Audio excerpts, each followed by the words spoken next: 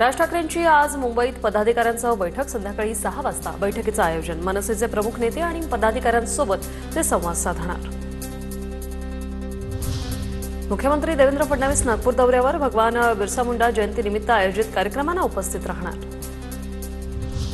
नागपूर हिवाळी अधिवेशनासाठी विधिमंडळ सचिवालयाचं कामकाज 28 नोव्हेंबरपासून सुरू होणार। अधिवेशन संदर्भातील व्यवस्थेचा आढावा घेण्यात येणार।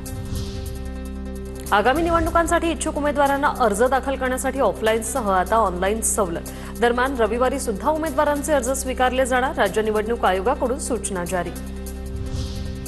पूरग्रस्त शेतकऱ्यांसाठी फडणवीस सरकारचा महत्त्वाचा निर्णय। खरडलेल्या शेतजमिनीसाठी मोफत माती, गाळ, मुरुम मिळणार। महाराष्ट्राच्या महसूल विभागाचा मोठा निर्णय। जमीन पुन्हा लागवडीयोग्य आणि सुपीक करण्यासाठी शासनाचा निर्णय। अनिल अंबानींना पुन्हा ईडीचं समन। 17 नोव्हेंबरला पुन्हा चौकशीसाठी हजर राहण्याचे दिले आदेश।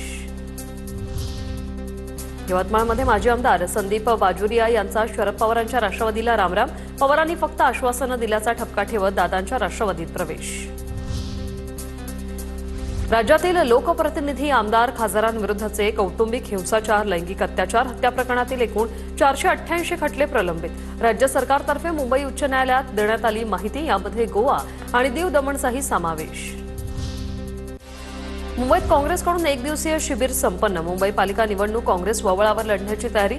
महाराष्ट्र प्रभारी रमेश चन्नीथला यांचं वक्तव्य।